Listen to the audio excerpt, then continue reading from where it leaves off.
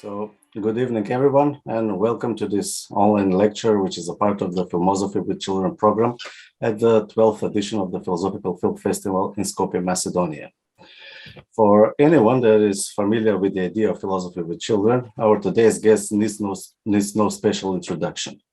All I can say is that to our immense honor, privilege, and pleasure, here with us we have one of the world's leading and most influential figures in the field of philosophy with children, Professor Thomas Wartenberg. For those who are not introduced to the field of philosophy with children, let me just share some general information about his work. Thomas Wartenberg is a professor of philosophy emeritus at Mount Holyoke College in Massachusetts, United States.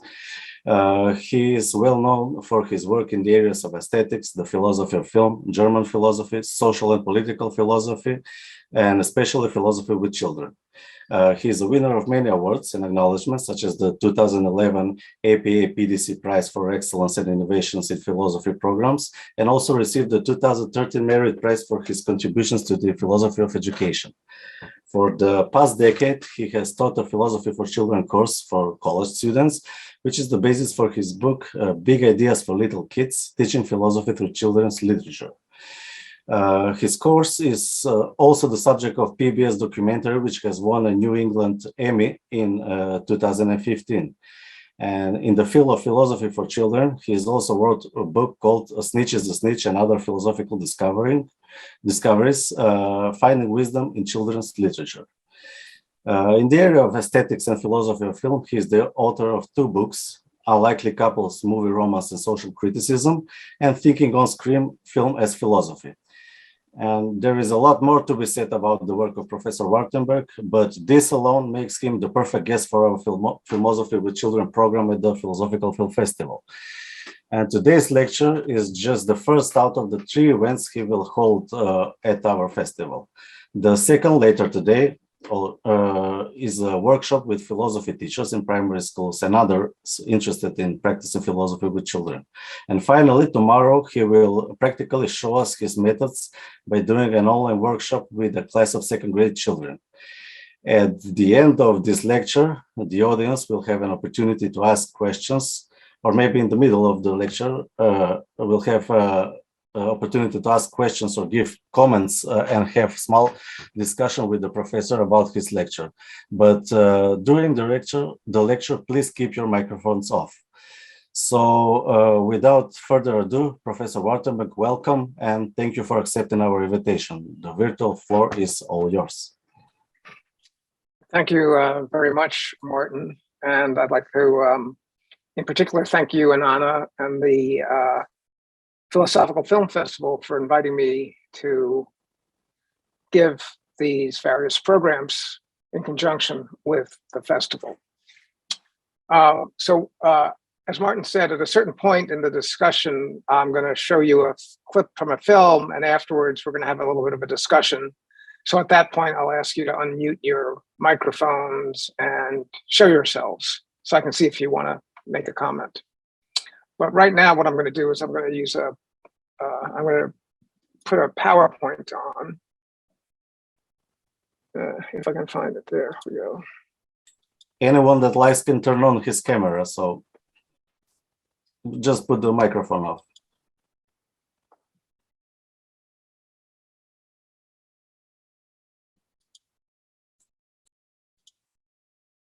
Okay.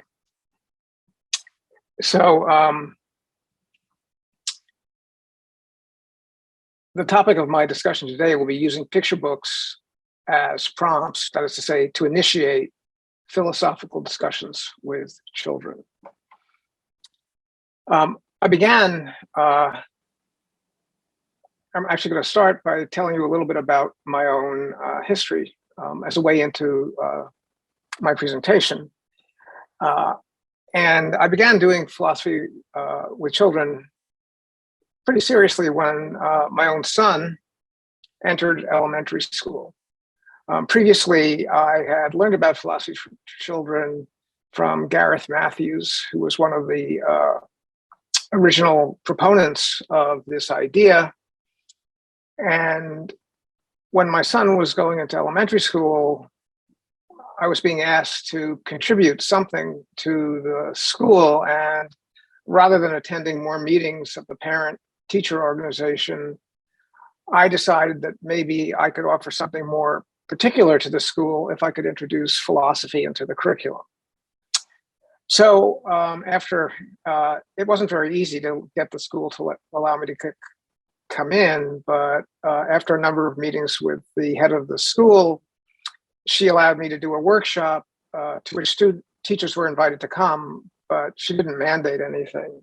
And so about a group of 8 teachers came, and I did a workshop with them in certain ways similar to what I'll do this later tonight. And one of the teachers then invited me to start working with her in her second grade classroom and start preparing materials and actually teaching philosophy to the children.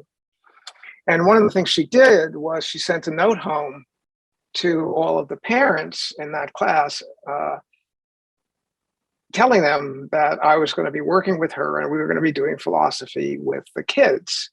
And it happened to be my son's classroom.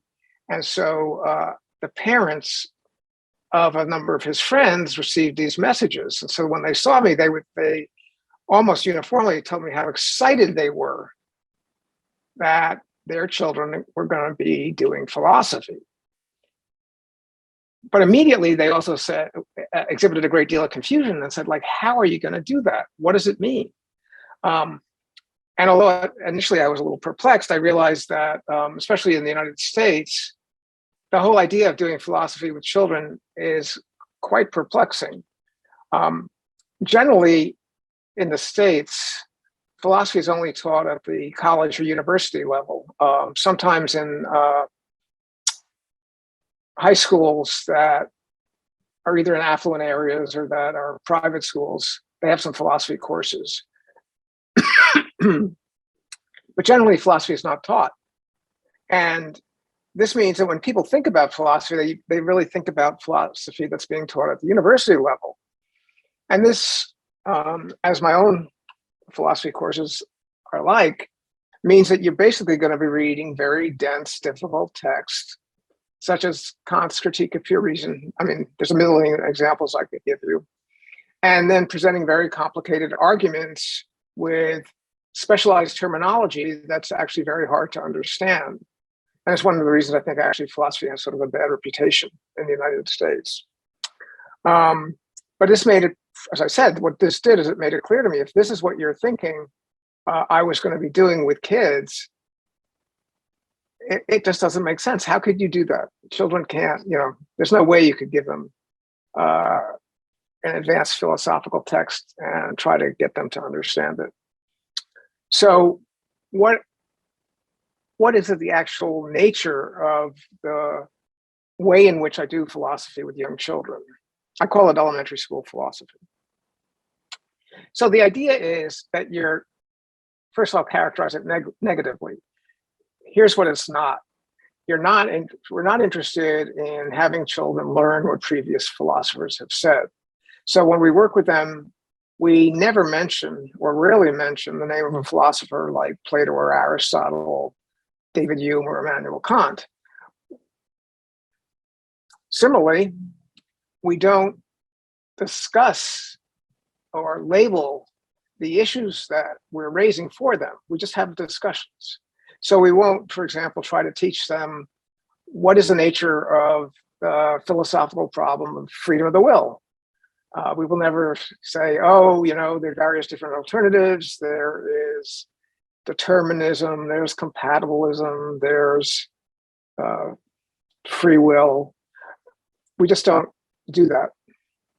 What do? We want them to actually engage in the activity of philosophizing on their own. So again, part of what we're doing is trying to make philosophy not be intimidating in the way it might be in university courses. So we eschew the things that would make it intimidating, and we want them to engage in this activity that we think is really fun and that they're actually going to be very good at. Having said that, one question you might have, and that I'd like to address now, It's why it's important to have young children engage in philosophical discussions. That's a reasonable question to ask, specifically since it's such a novel idea, both here and I think in Macedonia. Well, probably the most traditional answer to that, and the one that's articulated by Matthew Lipman, who was the founder of the Philosophy for Children movement, is that a democratic society needs thoughtful, critical citizens. Particularly these days when notions of truth get bandied about in horrible ways, I think, it's really important that we have an educated citizenry who can assess claims being made by politicians in order to determine whether they're true. And this is a skill. It's based on the skill that we work with the children. That is, we try to, in having a philosophical discussion, what you want children to do is arrive at their own views about various different matters on the basis of the rationality of the arguments being presented, not on personalities or anything else. So the hope is that by teaching philosophy to young children, you're going to be developing them and assisting them in becoming the sort of critical citizens that we need in a democratic society. But I also think that, that sort of rationale is one that makes sense from the point of view of adults in a society saying, why should we be doing this with children? I also think it's important to think about what makes sense from a child's point of view. What reasons might they have to want to engage with philosophy? And here, one of the things that I've emphasized for a long time is that children have a natural interest in philosophical questions. That when they're encountering the world for the first time, and many features of the world just don't make sense to them. And so they find themselves puzzled by the world, actually very much in the way that the first Greek philosophers were. When philosophy began in the Western tradition in ancient Greece, there were no texts, right? There were just these people who found the world puzzling, and they tried to answer questions about why things were the way that they were. And I think children are just like that. And so they have a sort of natural interest in doing philosophy. And I think it's very important to support that interest. I think I was actually harmed by having my own philosophical interests not really addressed at all in my schooling until I got to the university, and even there only marginally. I just discovered it reading the existentialists on my own. And I found it incredibly affirming to find out that some of the issues I was really worried about were not just peculiar psychological, features of me that made me different from everybody else, but rather I was engaged in an activity that had a long history and that really many great people had been involved in thinking about. So I think it actually is important to support children's natural philosophical interests. And then along with their natural interest in philosophy, children have a wonderful sense of wonder. They, I think it's sometimes very frustrating to parents who are engaged in the project of keeping food on the table and doing various other activities, that their children are constantly, they would say, distracted. That is to say, children find themselves, when you're trying to go to the store to buy some food, noticing something and then saying, hey, mom, dad, why is it that, the typical question of the sky is blue? Why would, parents find a question like that incredibly frustrating, and their tendency is to sort of say, oh, listen, it's just because, now get in the car so we can do our shopping. Well, philosophy, on the other hand, is almost the opposite of that. We want children to become distracted from their ordinary concerns so that they can focus on the wonder they have and the wonder that's exhibited in the questions that we ask them. And so we take children's interests and concerns very seriously, I think, as philosophers. And so these are the reasons why it's important to introduce children to philosophy. And for some reason, my screen is, I just wanted to mention, by way of a little bit of self-advertisement, I've just written a new book called Thinking Through Stories, Children, Philosophy, and Picture Books. And I talk about these and other reasons for doing philosophy with children at some length. Now, one question you might ask is, what is exactly involved in doing philosophy? And here again, remember, I'm not talking about doing philosophy at the university level, but with young children. And what I'm saying is that the core activities of doing philosophy are identical between what we do with the kids and what professional philosophers do, with a few exceptions. So you engage in a discussion in which the goal is to discover the truth about some issue, right? Philosophy is oriented towards the truth. We want to understand what the appropriate way to think about some issue is. When we work with kids, it's really important to understand that it's a group activity. Having other children taking part in discussion really helps the children think. I like to say what happens is children learn to think for themselves together, which is slightly paradoxical, but I think it actually happens. That the children learn from each other, and even though they have to make up their own minds about what they believe, that will be helped by what they hear from other children. And I hope we have enough time. I have another clip, a second clip to show you in which you can see this actually happening.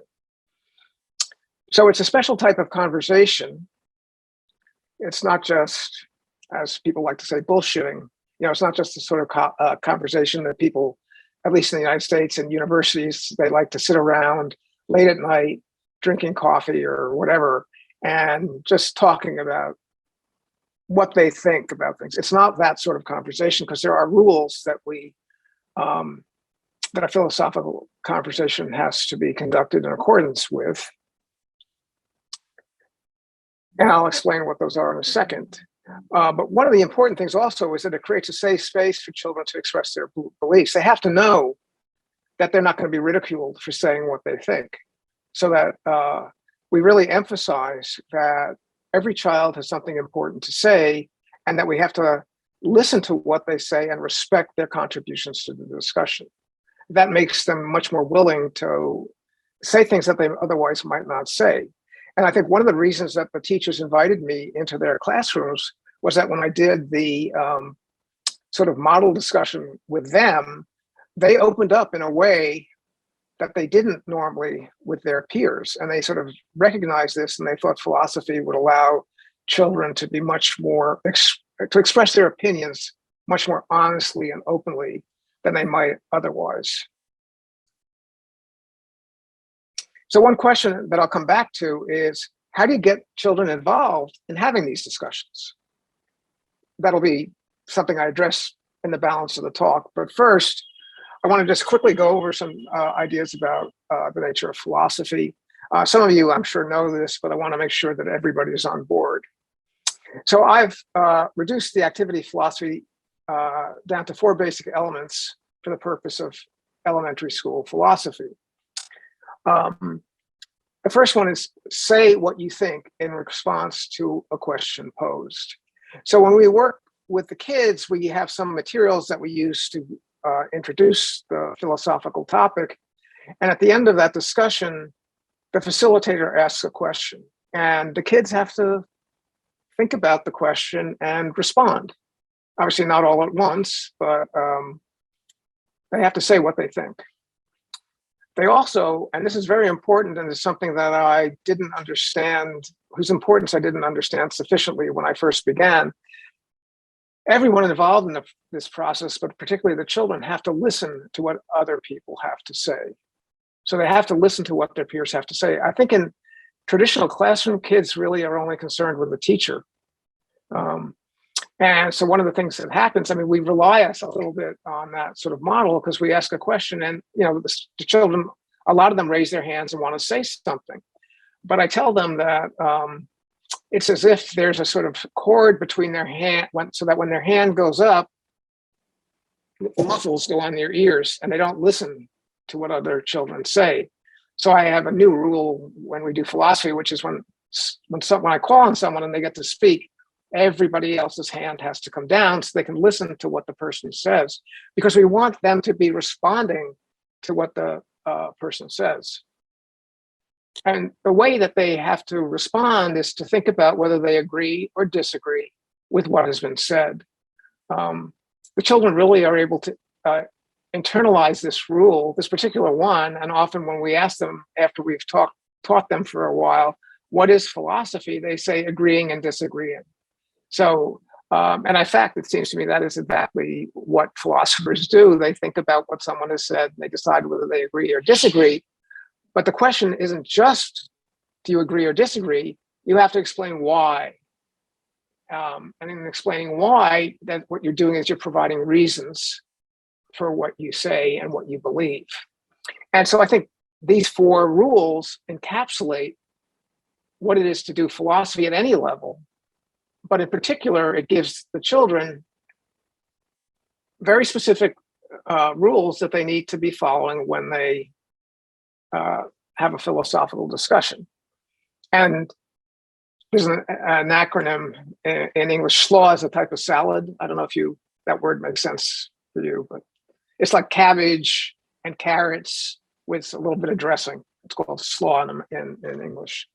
I know that there's some issues about various things that we make different distinctions than you do, and it makes some of the communication a little different. So there's one where I developed it with a sort of mnemonic to help kids remember it, SLAW, which makes a lot of sense in English. And I'm sure there's a way, if you want to do this, you can translate things into Macedonian and fiddle with it and come up with a different acronym or mnemonic. Now, one question that people ask, and that there's a lot of disagreement about, and it may not be as relevant here since in Macedonia, unlike in the United States, you actually have philosophy teachers who are trained to teach ethics in elementary schools. That doesn't happen at all in the United States.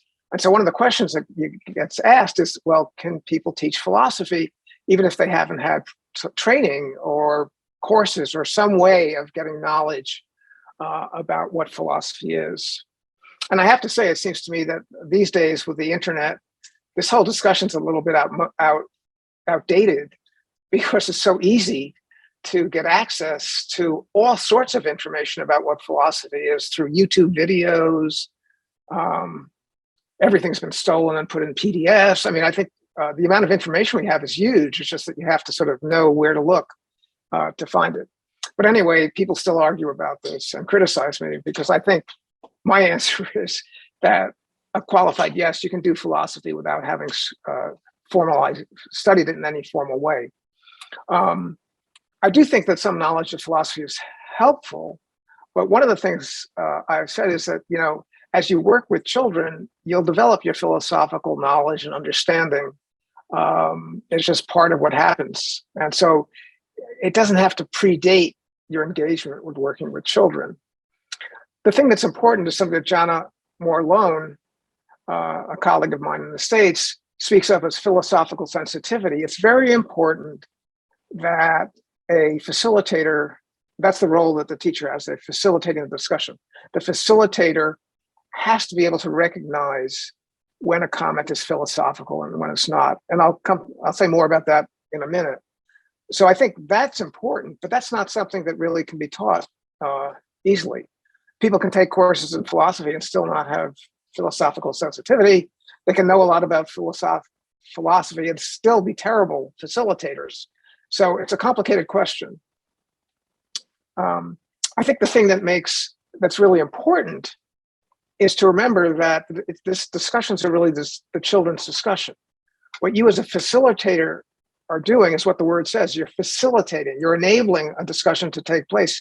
You're not really contributing substantively to the ideas being discussed. You're going to make important moves that will further the discussion, but you're not going to tell the children what you think. That sometimes drives them a little crazy, but that's very important because it's their discussion and their ideas that are paramount. So again, what the facilitator has to do is to keep the focus on what the children say. And just as the children have to listen to each other, the facilitator has to listen to what the children say and to respond appropriately. One of my main, accomplishments, I'll say, in philosophy for children was developing a course for undergraduate students in which they went into the classrooms and taught philosophy. That's what I described in Big Ideas for Little Kids. Now, since my students had very little experience dealing with children, certainly in a classroom setting, they were always very nervous facilitating. And so they had a list of questions, and what they tended to do is they'd ask a question, and they were so nervous that instead of listening to the children, they'd be looking at their next to figure out what's the next question I ask. And that's exactly the wrong thing to do. You need to listen to the children, and the children's comments will guide you to making them whatever intervention you should. And most of the time what this involves is turning to the class and saying, what do you think about what was just said? Do you agree or disagree, and why? Going back to the SLAW rules that I mentioned. And actually, I learned from doing this, I learned a good technique in my own college teaching, which is that sometimes when a student would ask me a question, and I had no idea what the answer was, when I was younger, I used to get completely flustered and not know what to say. And the easiest thing to do was just to turn to the class and just say, what do you guys think? Does somebody have an answer to this? And it turns out they're really excited to answer that question. And, it's partly my work with young children in which that became my standard mode of interaction. So what do you think? That helped me as a university teacher. Now, I mentioned this idea of philosophical sensitivity, and what that requires is that you be able to notice what's distinctive about philosophical statements. Again, if you know all this, I'm sorry to tell you what's obvious, but the facilitator, as I said, has to have a good sense of when a question or a statement is philosophical, because oftentimes kids say things that, from a point of view of philosophical discussion, at least appear to be extraneous. And so, one of the things you can ask them is, why is that relevant to the topic that we're discussing, trying to keep them on topic. But in doing so, you sort of have to know whether it's a statement that's philosophical or not. So the first thing to say is that philosophical statements are objective. And what I'm trying to do here is distinguish philosophical statements from other types of statements. So if they're objective, it means they're not subjective. So they're not statements about how I feel or what I prefer. Philosophical statements are objective. They're making claims about the world. So the example I give here is that they're objective moral values. I'm not saying that statement's true. I'm just saying that's a philosophical statement because it's making a claim about something that's true in the world. When I say I like chocolate better than vanilla, that's fine, but that's a subjective statement of my own preferences. It's not philosophical.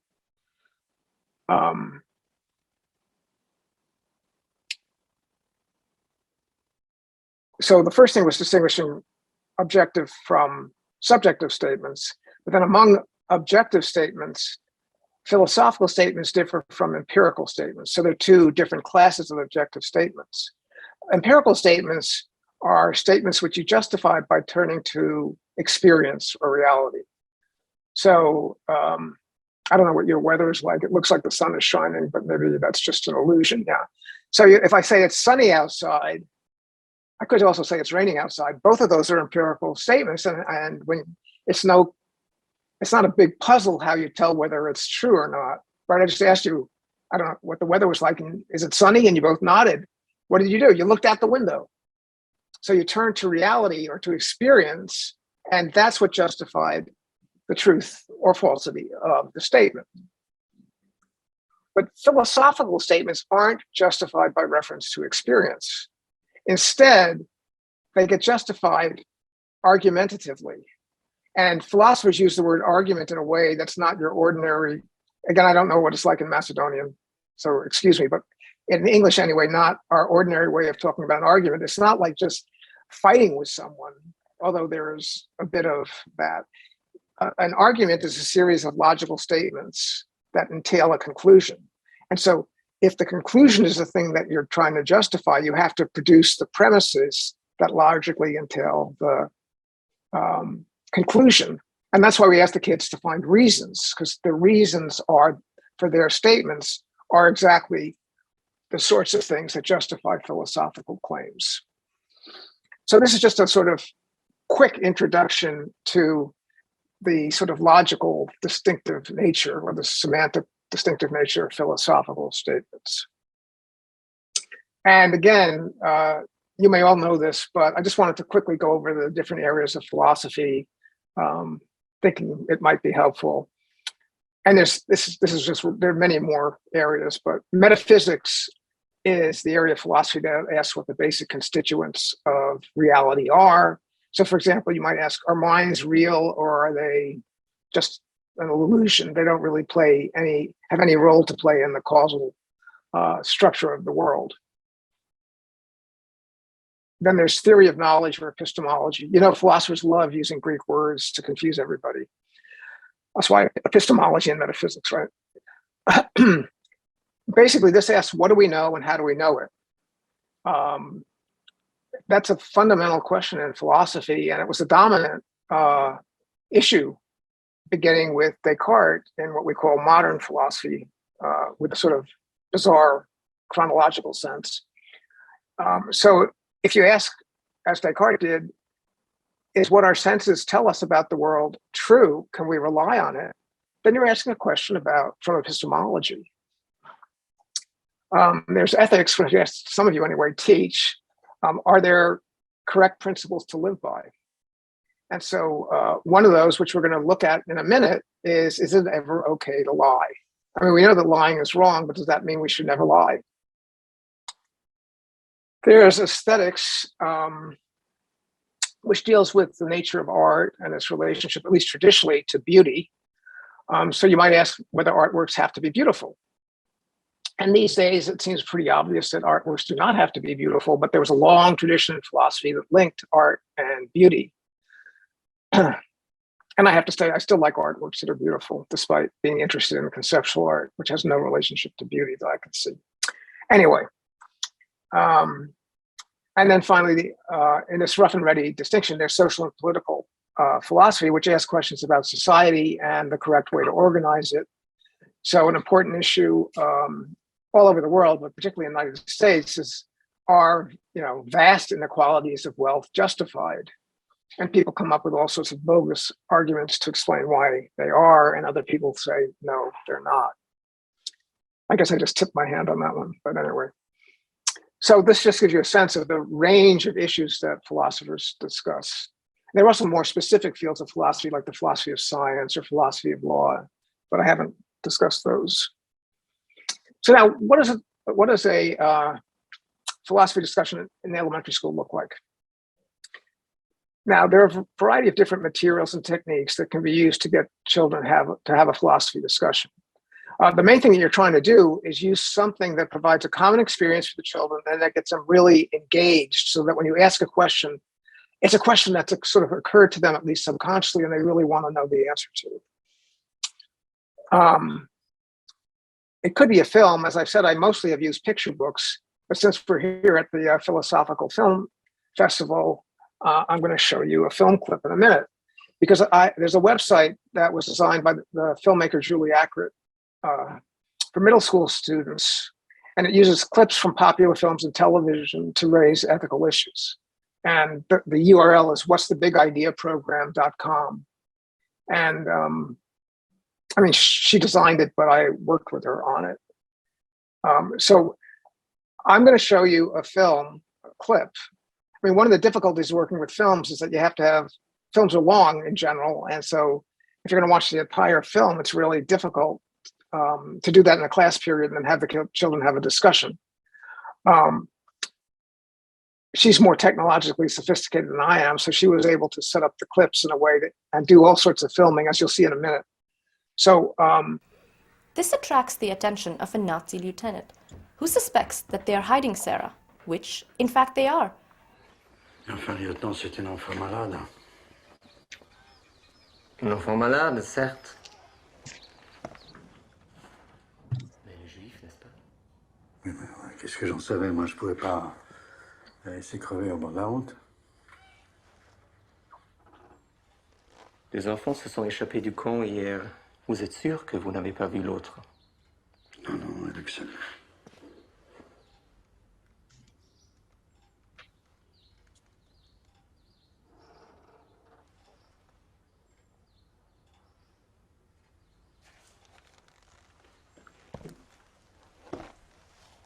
Réalisez, madame, les risques que cela représenterait pour vous de cacher cet enfant?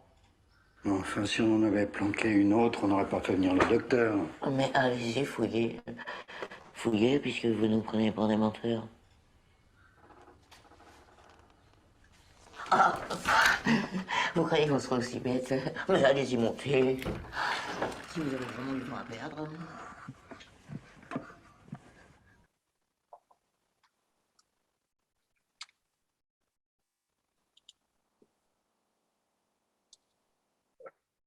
okay, can you hear me now?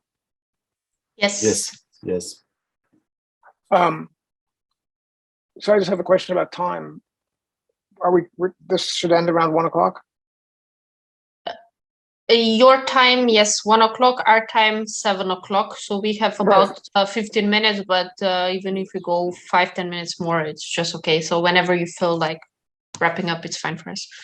So what I wanted to do is ask everybody to turn on their the sound and their videos if they could.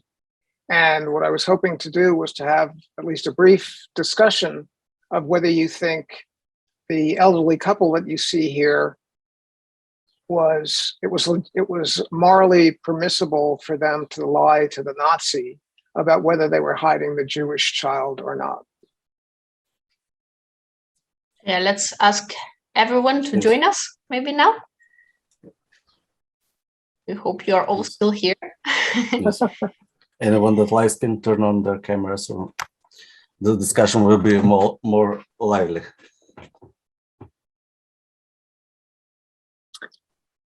Miriana, I see here also Bojan, Dragana, Christina, Yasmina, Ljubcho and Vlado. Hi, Bojan. Professor Wartenberg, this is Bojan Marina, the professor with whose class we will have tomorrow, the practical demonstration with you in the American school in Skopje. He is teaching philosophy in there. That's Bojan. Hello, hello, Professor Wartenberg. Hi. Hello, Anna. Hello, Martin. Hello, dear colleagues. I'm happy to see you all. And in order to initiate the discussion, I could break the ice. Right. So, yeah, I'm thinking along the lines of Kantian deontology and the categorical imperative and the absolute prohibition, the absolute ban on lying, right, regardless of the circumstances, which has been criticized, right, by many, since it perhaps, right, if we say that lying is always immoral, right, that there is an exceptionless ban placed on lying, then Sarah's hosts, right, would be violating this absolute moral prohibition, this absolute moral rule.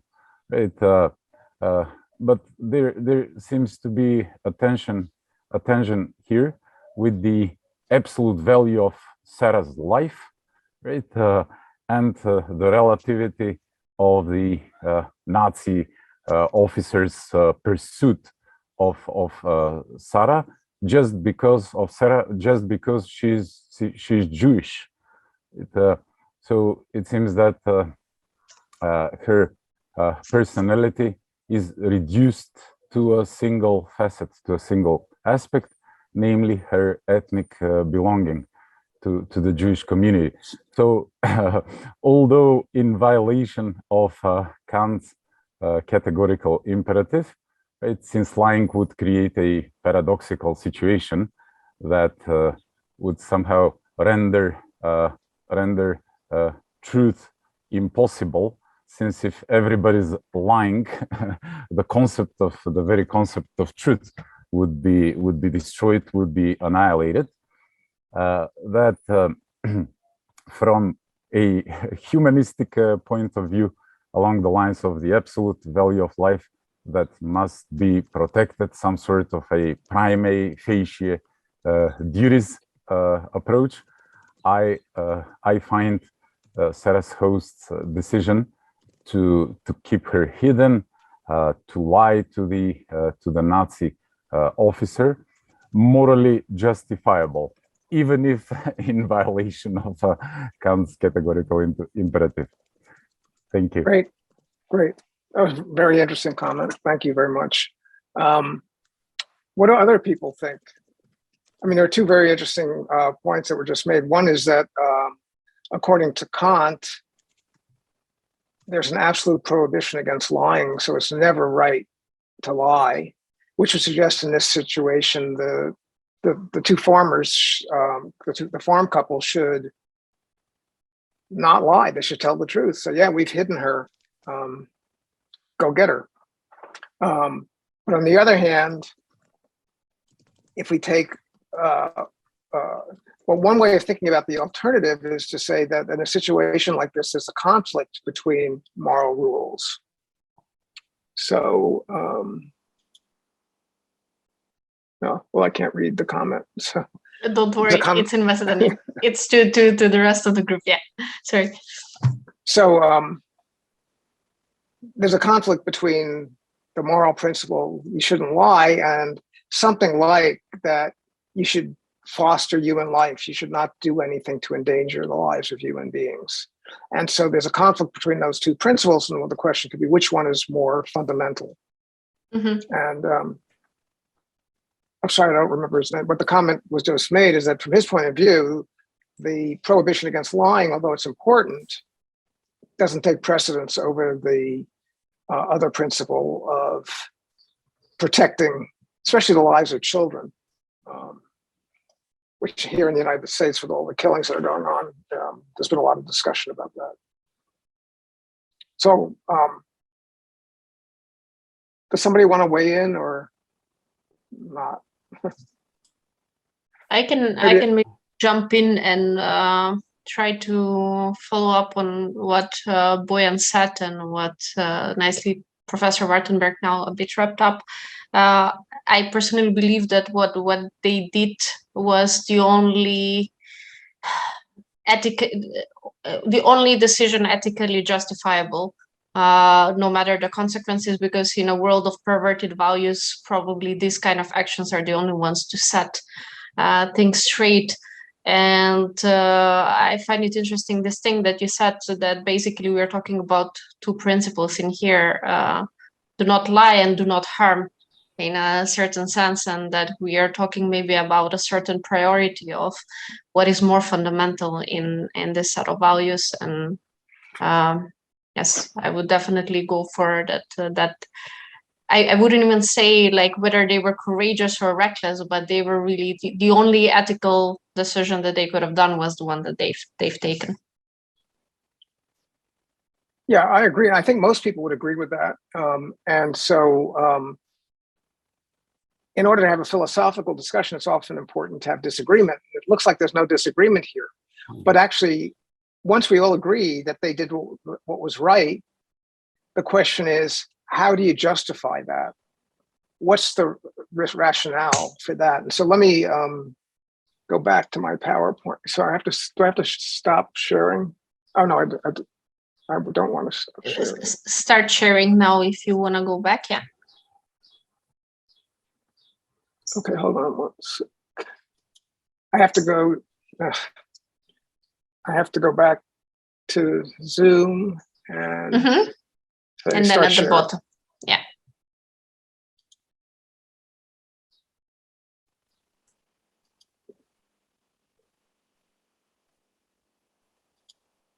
hug.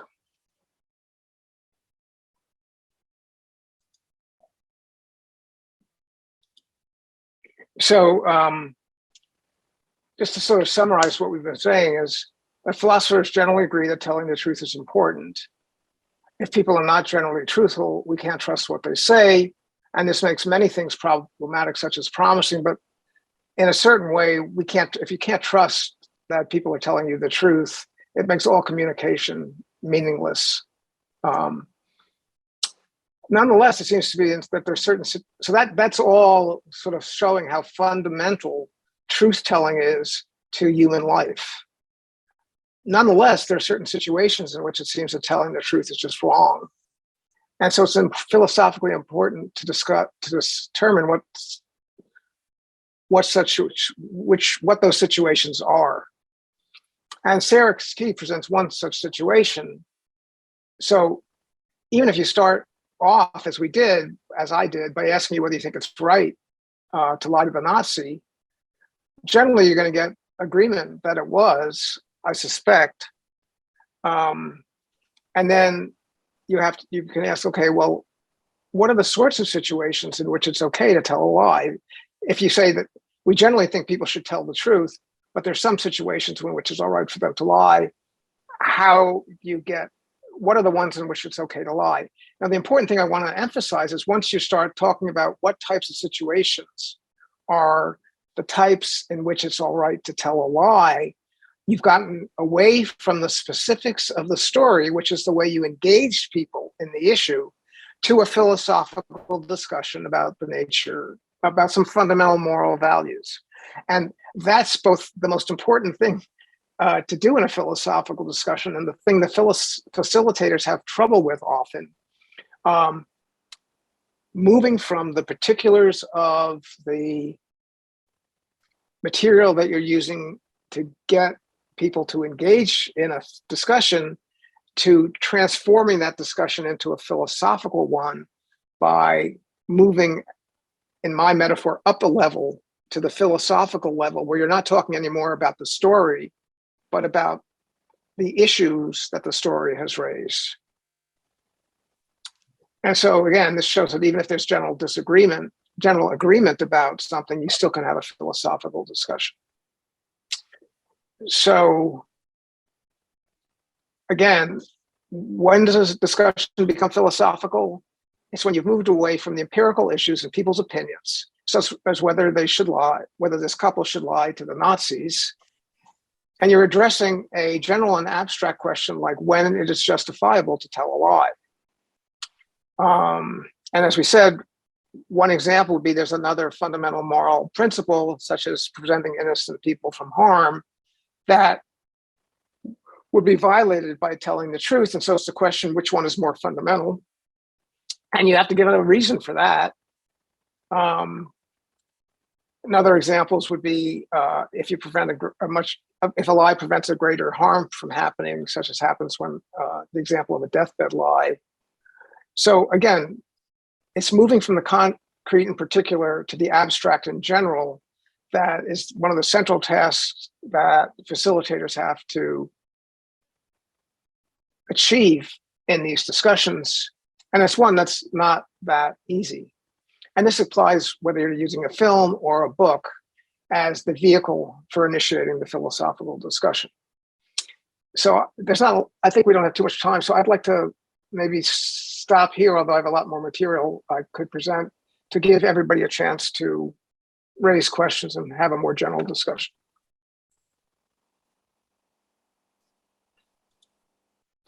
Excuse me, Tom, Professor, did you say you're in the lecture now, or I didn't understand your last words? Okay. I wanted to have so people can just. Yes, of course.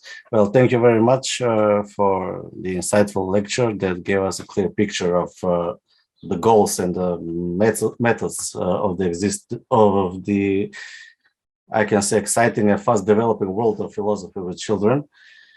And now, as the professor said, we came to the point where the audience can ask questions or comment on the lecture. So anyone that wants to take a word can raise their virtual hand or just lift their physical hand, and hopefully we will notice. So does anyone want to take a work? Dragana Stikova, please. There's a question on the chat. Hello. Yeah. Yeah, we will read I'll it be later. quick. Yeah, I need to go at 7. I have another obligation, but I hope to be back for the workshop at 8. Thank you for the lecture. I was really curious and I wanted to see what you have to say about this topic. As I heard about philosophy for kids a few years ago when it was introduced in my son's school in Montreal. Then we came to Macedonia, and then Martin was holding a workshop through Chilnitz. I don't know, Martin, if you remember. I'm Alex Stikov mother. Oh, now I remember. Alex Stikov, do you remember him? The surname sounded familiar to me. I didn't remember before, but now I remember. As I need to go now, I just wanted to say, as much as we don't want to lie, I don't think it's possible not to lie. But in this situation, with in this movie, I don't seeing it as lying. I just seeing it as dealing with the situation, because that's not a normal discussion between two people, and then the one is telling the truth and the other one is lying. It's just a situation where it's life or death. So yes, they don't. So I don't see it as lying. I think that they are dealing with the situation just to save Sarah's life. That's my comment about this. So now I will leave you, and I hope to see you at 8 p.m. for the workshop. Thank you. Okay, well, thank you. That was a very interesting comment. Yeah, I think it's a situation in which, normally when you say you should tell the truth, it's a situation in which there aren't these sorts of horrible consequences that are going to happen in which you're being constrained. So it seems like that's one of the ways to go answer it. That's very different than what we've been talking about. It's not to see it as a conflict between two different moral principles, but to say, in this sort of situation, the person who's being asked, is the child, are you hiding the child? It's not a normal situation in which the principle of tell the truth would apply. It's a situation in which force is being used and the person is being essentially coerced. And in that situation, the norm doesn't apply. That's what you're saying. It's not a situation which is about telling the truth. That's a very different sort of answer. So again, this film can generate lots of different ways of thinking about the situation and how the norm against lying can be relativized to certain situations. So thank you very much for your comment. Thank you, Dragana. Does anyone else want to ask a question or make a comment? There's a question in the Yes, there's chat. a question in chat. I will read it aloud. It says, it's from Jasmina Popovska. She says, thank you, Professor Wartenberg, for the wonderful lecture. My question is, who are better practitioners of philosophy for children, philosophy graduates or primary school teachers? I don't think there's well, thank you for that question. It's really a difficult one, and I'm not sure that there's a general answer to that. As I said, I'm sure there are a lot of professors of philosophy who would make terrible facilitators of philosophical discussions because they're not prepared to take what children say seriously. They're much more interested in telling people their own profound thoughts, or what they think of as their own profound thoughts. And so, on the other hand, one of the things that the primary school teachers have in favor of them is they really know how to teach. They really know their kids. They know how to do it. So I think, but often they might not really understand what it is we're driving at when we try to do philosophy with children. So I think there are virtues in each role, and there are sort of problems associated with each role. And I think it really depends on the individuals. So the teacher, for example, that I first worked with, whose name was Mary Cowie, she was wonderful. She was great with the kids, but she also had a real philosophical sense. And it was like she was waiting. I mean, what she said was basically, when she was in graduate school, they kept saying, ask open-ended questions, ask open-ended questions, ask open-ended questions. And no one ever explained to her what that meant. And suddenly, seeing what I was doing, she thought, that's what I should be doing. And she was able to then transform her whole classroom into a philosophical classroom. So in any subject that they were discussing, they raised philosophical issues. And, it had to do with her. And I don't think that every primary school teacher would have the ability to do what she did. I think, if they're willing to learn, they have a lot of advantages. Just as I think, with someone like me, I mean, when I first started doing this, I didn't know how to interact with young kids. It was hard, Fortunately, I had a son, and that made it easier for me. But I wasn't used to doing this sort of thing with my own students. And I learned a lot actually about teaching from engaging with young kids. And so I think, I knew all the philosophy I needed to know going in, even if I learned a lot from philosophy from listening to what the kids had to say. But I had to learn a lot about how to conduct a discussion. So I think, on either side, there's advantages and disadvantages, and it takes really the goodwill of the person and their willingness to say, I don't know what I'm doing, and I'm just going to learn to become a good philosophy for children facilitator. Thank you, Professor. We have another question in the chat. It's from Mirjana Bednikovska. And her question is, Professor Wartenberg, thank you for this insightful lecture. My question is, how would you deal with children all agreed to an argument that is contrary to positive moral norms? Well, thanks for that question. It's a difficult one. You all are asking me hard questions. Yes. I actually haven't had that experience ever. That it always seems to me that, maybe I've been fortunate, but there's always been situations when at least one person would stick up for the other position. And I think, and if that doesn't happen, I would be that other person. I would say something like, gee, I'm really surprised that all of you think it's perfectly fine for an innocent person to save the lives of 5 other people. That just doesn't seem right to me. Can you think about why someone might have my position rather than yours? And so I'd ask them to sort of put themselves in the position of someone who disagreed with them. And hopefully that would get them thinking and actually might produce a sort of disagreement that would make a discussion possible.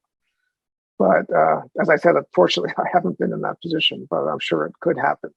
But again, as a facilitator, you can, I guess like people say, play the devil's advocate. You can actually, in this case, you be the angel's advocate. You put yourself in the person who had the moral perspective and say, I guess, and I wouldn't just do it for them. I'd say, I've been thinking, I don't quite agree with you. Can you think about what someone who disagreed with your position might say? So ask them hypothetically to argue against themselves. And, that's a sort of reasoning that children are quite capable of, despite the fact that psychologists like Piaget had said it was not possible. I think children are really good at doing that. Well, actually, yesterday we had a very interesting situation while my class in the cinema and after what I told you before this lecture that we had a class with about 60 or 70 children in the theater after they watched the movie Phantom Boy. And we had a great discussion. Everybody wanted to say something, to tell their opinion. But at one moment, one of the children took the microphone and said to me, I don't really care what you think. Out of nowhere. I don't know why he was so frustrated from the situation, but he said, I don't care what you think. What would you do in this situation? I can tell you what I did, but I'm interested in what would you do in this kind of situation?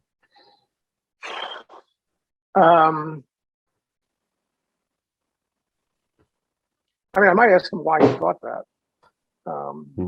Try to find out more about, I mean, as you said, what frustration was leading him to say that, since I don't think that's a sort of natural reaction that a child has unless they are upset or frustrated in some way. So I might ask for that to come out so I would learn how to, and then I would try to deal with it. But, you know, part of it is, part of what I might say is, look, the whole point of doing philosophy with other people is to take seriously their points of view. And you're really excluding yourself from the whole community that we've been forming here of everyone else. Now, if you're comfortable with that, that's fine. But what I've been inviting you to do is to become part of a general discussion in which we treat each other with respect. And that's exactly what you're not doing. So you really have to make a decision about whether you want to be part of this group or not. And I can't force you to be part of it, but I'm inviting you to come back in and to treat all of us with the respect that I've asked you to. Thank you. What did you do? When he said, I don't care about what you think, I said, okay, that's good, because I haven't said any of my opinions on this class. I was just asking questions, so everything is fine. I don't know if I deal with the situation good, but it's a hard situation. Yes, it is hard situation, but it ended there. It did not continue. Anyone else want to ask a question or make a comment? Anna, please. Yeah, I wanted to join in. So yesterday it was quite, let's say, non-classical format of a philosophy with children class, because it was rather a format of a Q&A, what we would do in youth programs at film festivals with children, just with more of a philosophical, let's say, basis of how the discussion was led by Martin. I have probably two questions and one comment with which I'll start. You have started with this method, the slow method, or how it was, the SLU method. The slow method, voila. So with the slow method, and I remember that actually Martin started the lecture kind of in a similar manner with few rules that he posed himself as a kind of the reference points or like the framework of the discussion.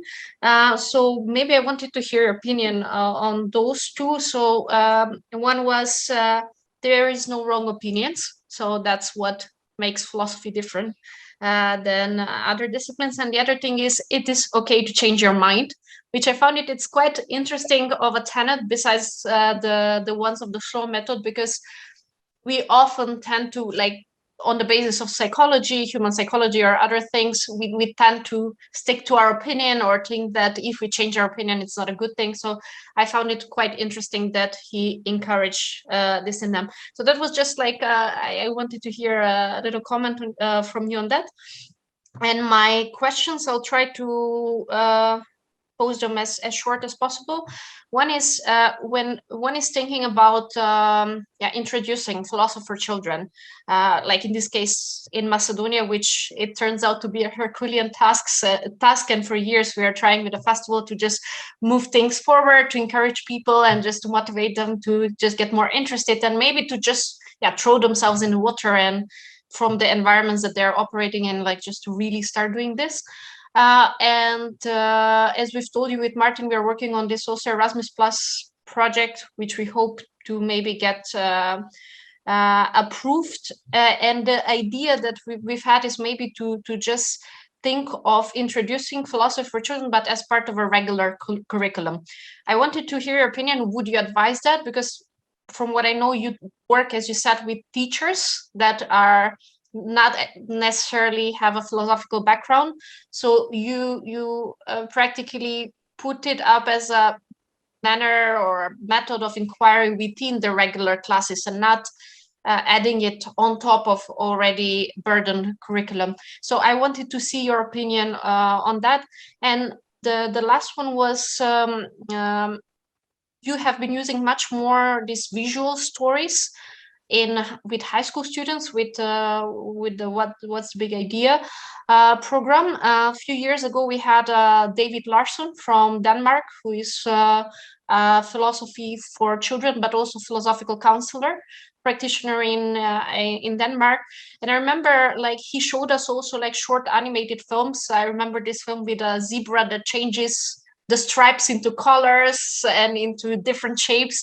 And it was kind of a thing that he uses, for example, for discussing the question of identity with children. And I found it interesting that not necessarily we have to like yesterday show Phantom Boy or like feature films, but we can use also probably shorts for different age groups to stimulate their opinion. How much do you think like one can really do what we kind of sort of as a festival are trying to also inspire, use cinema and cinematic or like this kind of visual stories due to this immediacy of the language of cinema as a means or as a tool for a working philosophy with children? Okay, a lot of questions here. Sorry. So first on the two comments,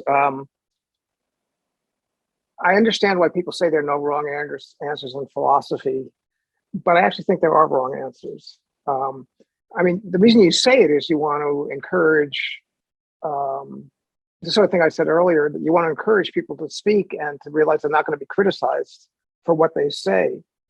But what I tend to say is there are no right answers in philosophy, but plenty of wrong answers. But I think it's important to create the atmosphere in which children feel that they can express what they think without feeling like they're going to be criticized. I mean, you know, it's not like they're going to say, that's the wrong answer, you lose 20 points on your test score. So I think some version of that's very important. It's just that philosophers tend to bristle if you say there are no wrong answers, because it sounds like you can say anything and it's fine. And in one sense, I think that's true. You want the children to say what they think, but you want them also to realize that they may be criticized. People might say, well, if you think that this would follow, and that's an unacceptable result. So we're going to reject that idea. You know, it's about the ideas anyway, and not the people expressing them. I ran out of time, but I have this video that I want to show you in which you get to see a kid changing his mind. So maybe we can start off the workshop. I'll show that to you. It's really an amazing little thing. So then you asked about, you asked about should you introduce philosophy as a specialized subject, or should you work with teachers to sort of get them to infuse a philosophical spirit into their classrooms overall? Well, you know, that really depends on the circumstances. If you actually could achieve having a philosophy class or a philosophy as a subject that was required in elementary school, I think that would be great. I worked with my situation, which is I knew the teachers were not gonna, there was never, we don't have a centralized curriculum in the US. So you're always working sort of from the ground up rather than from the top down. And so I wanted to sort of make it as easy for teachers to introduce philosophy into their classroom. So I've tried to find something that they had to do that I could show them could be taught better by introducing philosophical discussions. And that's what I've done. But I don't think that that's necessarily the right way to go. I just think it depends what you can do. The nice thing about that is you can just work with individual teachers and try to get them to do it, and then try to have them work with their colleagues and try to sort of, I guess, budding in biology, there's a thing budding where things like spread by one thing splits into 2, into 4, into 8, you know, and that was sort of my model. Like it would just grow. And to a certain extent it has. As for animated videos, you know, the reason I use picture books, again, and I didn't get to this part of my talk, but I didn't have the technical sophistication to produce short videos. There are, I mean, at the college level, there's some really funny videos that you can use to introduce like Descartes or various philosophical questions to students. And I use them all the time in my classes. I think they're great. But one thing I just do want to say, I will defend picture books in the workshop, but I taught college courses based on picture books, and they really worked well. So I think you shouldn't underestimate the ability of picture books to engage students, even though you have to tell them that, you understand these are not books that they're going to be reading for reading comprehension. It's because these books will present a philosophical question to them in an interesting way. I had a colleague who was a high school philosophy teacher in the States, which isn't that usual. He taught at one of the wealthy suburbs of Chicago, and they had his position was mostly philosophy. And because of my book, A Sneetch is a Sneetch, which was mentioned earlier, he decided to try it. That book's an introduction to philosophy for adults using picture books. And so he thought, I'm going to see what happens if I introduce the different philosophical topics I'm going to discuss with my students using a picture book. And he said it was amazing. He couldn't believe it. But the level of depth of the students' understanding of the issues and the way in which they address them was really enhanced by beginning it with a very accessible text, a picture book, rather than having them read Rousseau or whoever else, which sort of, I think, shuts down their imaginations and their ability to think. Whereas, you mentioned a video about identity. I don't know if you know Eric Carle's book, The Very Hungry Caterpillar. It's been translated, I think, into 100 languages. It's a very simple little picture book about a caterpillar that's very hungry, and every day it eats something, and it gets fatter and fatter and fatter, and then it builds a cocoon, and suddenly it becomes a butterfly. And it's a very cute book. You read it to it's a little one of those board books with holes in it, so you read it to little kids. It's it's a perfect book to ask, okay, we know that the caterpillar is the same thing as the butterfly, how do we know? It doesn't have any properties that two of them have in common. What makes it the same thing? So you can take a picture book like that, which doesn't require, technological. I think it would be, I'm saying the picture books work, but I think if you could produce fun little videos, animated videos showing the same thing. I mean, it's essentially all a version of the ship of Theseus, which is an ancient philosophical problem about replacing planks on a raft and having, at the end, each step of the way, you think it's the same boat, and at the end, there's nothing left of the original boat. So how can it be the same? Yeah, but even using short films that are existing that one can use as kind of a support the way picture books are. There was an interesting film that with Martin we found a few years ago. Why Me is Me? Was it like that, Martin? I don't know if Professor Wartenberg knows it, which actually works with the ship of Theseus. Yes. It was a BBC production, I think. I'm not sure about the original title. I think it was Why Me is Me, something like this. Yeah, and then it's like few episodes in which it works different philosophical problems. We can share it later on, so whomever wants to see it. Yes. Yeah. I think there. I'm not sure if Professor want to say something about Anna's question, or was just a comment. It was just a comment. Yeah, this one was just a comment. Yeah. Okay, I think we have time for maybe just one more question, if anyone wants to enter the discussion.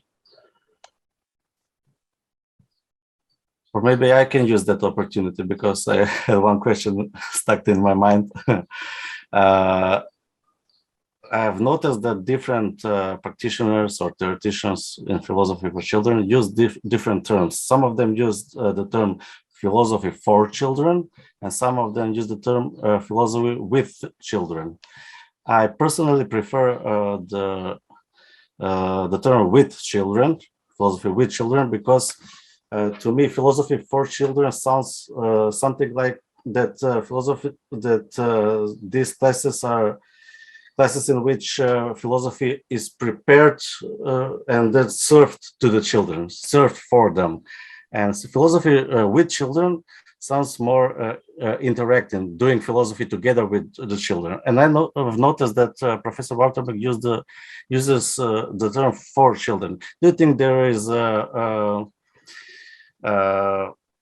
there is big difference between these two terms, or important difference? Why do you use the term philosophy for children and not the other terms? Well, in my latest book, I say I do philosophy for/with children to incorporate both. Mhm.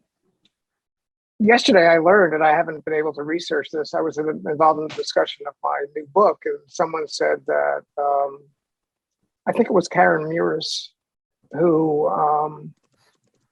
I've been advocating using novels with children. And Matthew Lippman wrote her a long note telling her that wasn't philosophy for children. Mhm. And so I think she said, okay, I'm going to do philosophy with children instead. But I don't know if that's true and that's the origin of the distinction, but I think what you said is right, that when Lippmann invented this, it was philosophy for children, and he was very much basically trying to teach them philosophy, even though he developed the whole method of supposedly not, not giving them information, but and the idea of philosophy that you really, well, I don't actually think we're philosophizing with children so much as we're letting children philosophize. Yes. So this should be, children's philosophy or something like that. Yes. Because I think when you say philosophy with children, then the suggestion is you're an equal partner with them in the discussion, and I don't think so. I really think it's a sort of children's philosophy.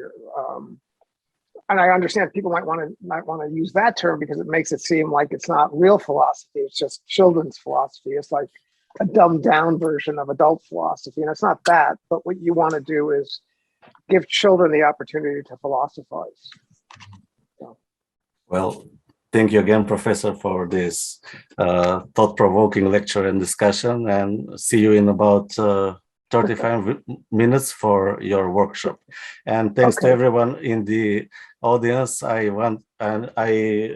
invite all of you to look up the festival program and be our guest at the many interesting events in it. Thank you again. See you at the workshop. Bye. See you. Bye.